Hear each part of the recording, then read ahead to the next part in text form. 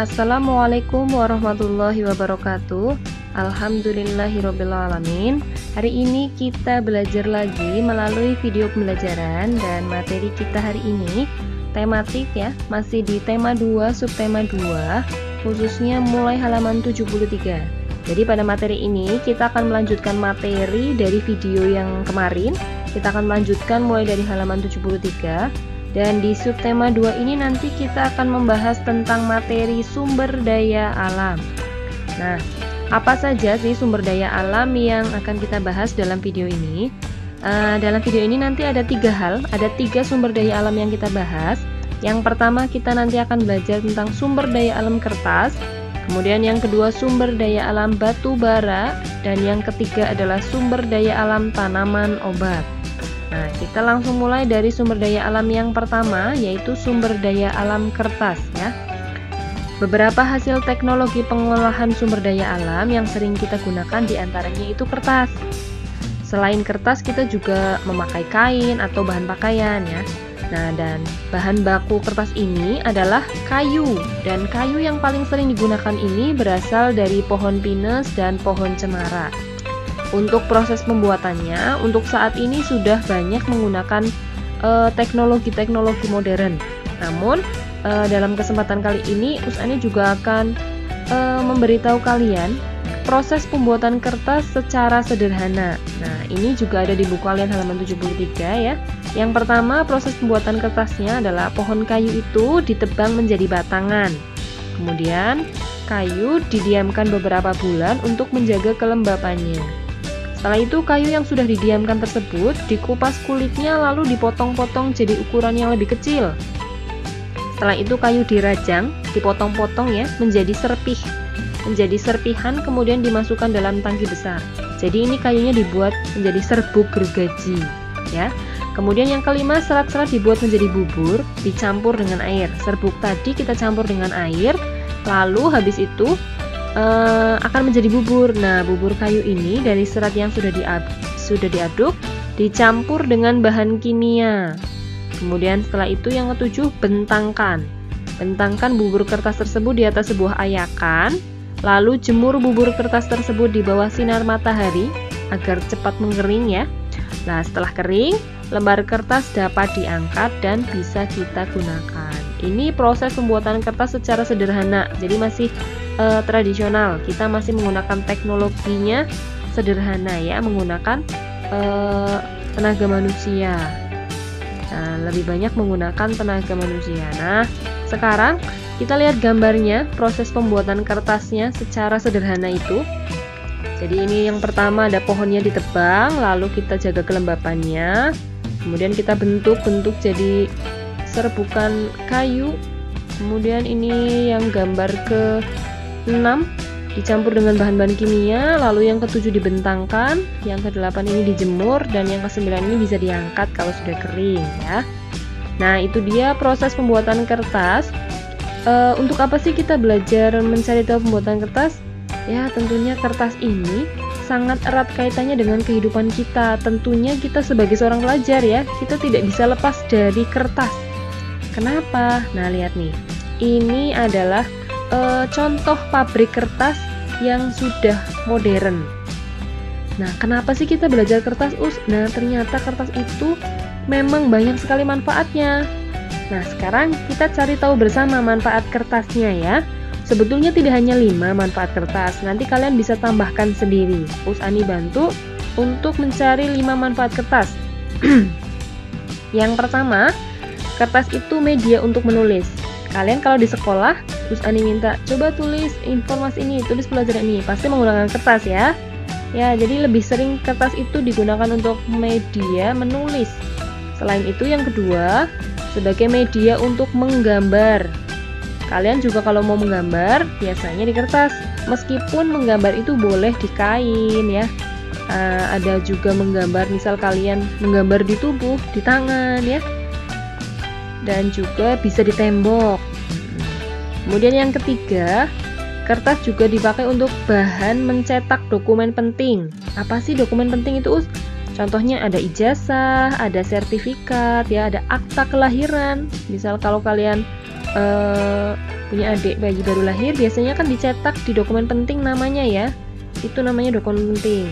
Terus bisa juga sertifikat tanah, sertifikat kalian mengikuti kegiatan atau piaga, penghargaan, itu kan termasuk dokumen penting. Yang keempat, media untuk pemasaran seperti brosur. Untuk memasarkan produk nih, misalkan ada brosur, ada pamflet ya. Bisa juga seperti yang kalian buat, tugas kalian itu untuk membuat poster ya, media pemasaran juga itu posternya.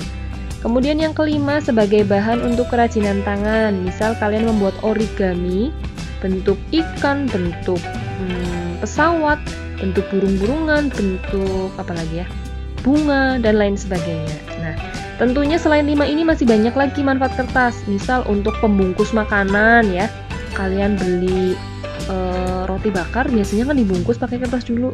Kalian beli nasi rames kan itu pakai kertas juga, selain bisa pakai daun juga ya. Jadi masih banyak manfaat kertas yang lain. Kalian boleh isi dengan manfaat kertas yang kalian cari sendiri, atau bisa juga sama yang kayak Usani cari di sini, contoh yang Usani berikan. Oke. Sekarang kita lanjutkan, setelah sumber daya alam kertas, kita lanjut ke sumber daya alam batu bara. Nih, ini dia gambar tambang batu bara. Ini ada gambar batu baranya. Jadi warnanya hitam pekat, mirip seperti arang ya, tapi ini batu, lebih keras dan dia agak berkilau. Untuk apa kita belajar batu bara, Us? Ya tentunya kita mau cari tahu manfaatnya ya. Ini dia manfaat batu bara bagi manusia. Yang pertama sebagai bahan bakar, kemudian sebagai sumber tenaga pembangkit listrik. Yang ketiga membantu industri produk semen dan besi baja serta bahan kimia. Jadi ini ada 3 manfaat batu bara bagi manusia. Nah, batu bara ini terbentuk dari tumbuhan yang terpendam jutaan tahun yang lalu ya.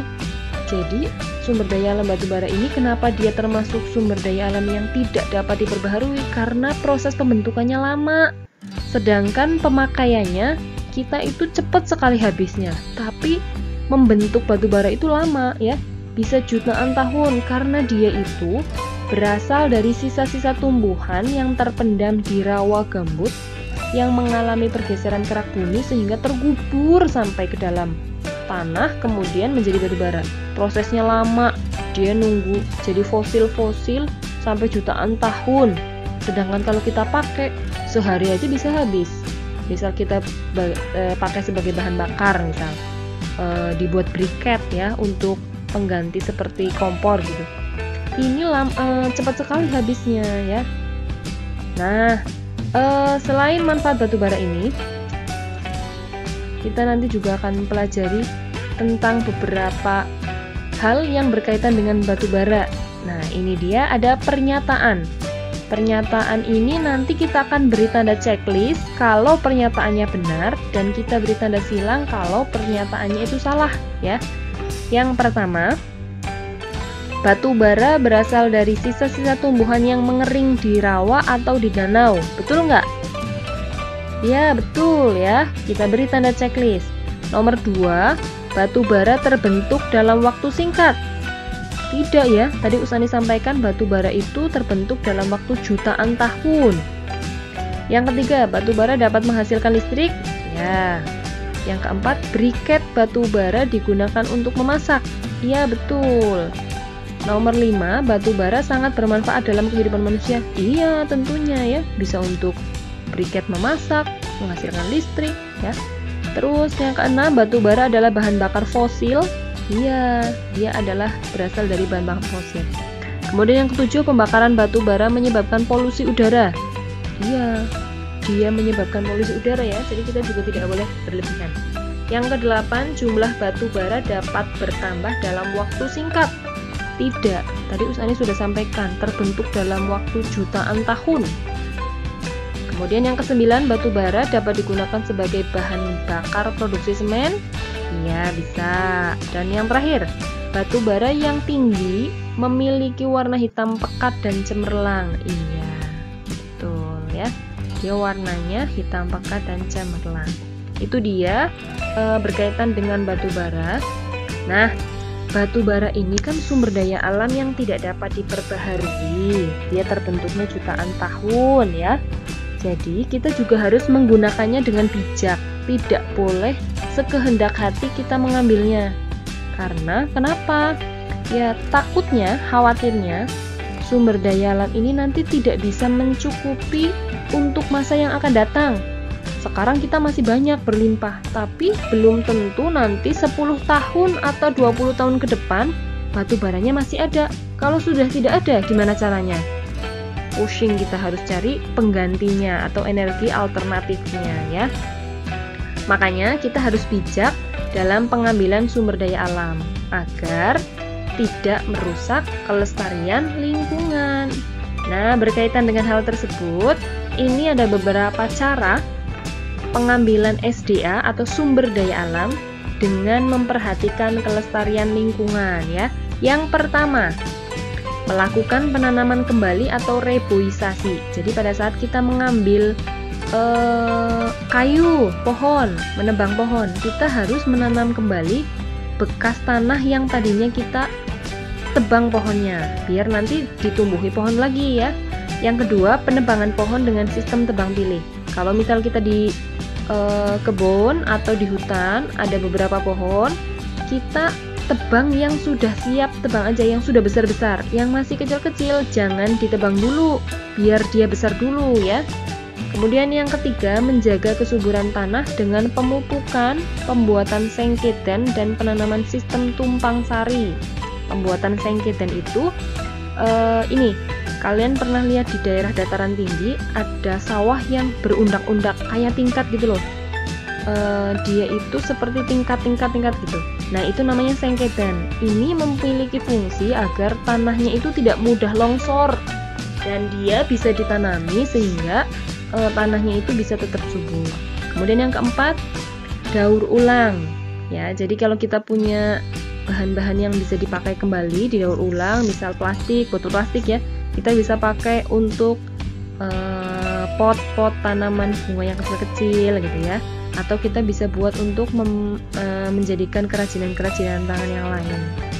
Kemudian yang kelima, menambang bahan galian tidak berlebihan, seperti tambang pasir, tambang emas, tambang batu bara juga ya. Kalau kita menggali itu tidak boleh berlebihan. Kita harus mengambilnya secara bijak agar untuk beberapa puluh tahun ke depan ketersediaannya masih ada. Itu dia beberapa cara pengambilan sumber daya alam dengan memperhatikan kelestarian lingkungan. Kita lanjutkan sumber daya alam yang berikutnya, yaitu sumber daya alam tanaman obat. Kenapa sih bahas ini? Iya, karena negara Indonesia ini negaranya itu kaya sekali berbagai energi. Salah satunya ya energi ini, energi sinar matahari yang bisa menyinari tumbuhan-tumbuhan. Tumbuhan salah satunya itu tanaman obat. Tanaman obat ini banyak kita jumpai di lingkungan tempat tinggal kita, dan ini juga memiliki khasiat untuk tubuh kita. Kalau kita punya keluhan-keluhan ya, misal jahe, temulawak, kunyit ya, bawang merah, bawang putih atau lengkuas, ini kan banyak kita jumpai di lingkungan tempat tinggal kita. Nah, ini juga memiliki berbagai manfaat, berbagai khasiat. Nah, dalam materi ini Usani akan sampaikan sumber daya alam tanaman obatnya. Yang pertama itu jahe merah. Nah, ini bisa dipakai untuk membuat wedang ya, wedang jahe, untuk membuat air minum. Jahe merah ini memiliki banyak sekali manfaat. Ada beberapa manfaatnya ya yang akan Usani sampaikan. Yang pertama, bisa membunuh sel-sel kanker. Ini berdasarkan hasil penelitian yang diterbitkan dalam British Journal of Nutrition, bahwa jahe itu bisa membunuh sel-sel kanker. Kemudian yang kedua, bisa mengatasi batuk, pilek, dan melegakan pernafasan. Kalau kita kena flu, nafasnya mampet gitu ya, kita bisa minum air rebusan jahe ini, jadi membantu melegakan. Kemudian yang ketiga, baik untuk penderita alergi. Yang keempat, meningkatkan kemampuan memori pada wanita yang lebih tua. Jadi biar tidak mudah pikun, mengkonsumsi jahe merah ini juga akan membantu biar daya ingatnya itu lebih kuat Dan yang kelima, ini bisa meredakan rasa mual ya. Jadi kalau kita perutnya mual, kembung, kita bisa mengkonsumsi wedang jahe ini untuk meredakan rasa mual kita. Selain 5 ini, manfaat jahe merah juga masih banyak lagi ya. Meningkatkan sistem imun tubuh biar nggak mudah sakit, untuk menghangatkan tubuh kita kalau sedang kedinginan ya, itu juga bisa. Nah, sekarang Usani sudah bantu untuk mencari manfaat jahe merah. Nah, sekarang adalah tugas ada di buku kalian. Ini ada sebuah tabel, ada di halaman 82. Silakan kalian lihat bukunya. Di halaman 82 ini ada tabel tentang tanaman berkhasiat atau tanaman obat. Nah, nanti Usani bantu untuk menentukan tanaman berkhasiatnya. Kalian tulis di buku kalian ya. Nomor pertama ini sudah untuk contoh, yaitu jahe. Manfaatnya untuk mengobati batuk, asma, pegel linu, sakit kepala. Tempat pemasarannya bisa di pasar, bisa di supermarket, bisa juga diekspor. Nah, yang kedua, silahkan kalian tulis. Ada kunyit. Yang ketiga, temulawak. Yang keempat, lengkuas. Yang kelima, mengkudu. Keenam, daun sirih. Ketujuh, kumis kucing. 8, kapulaga.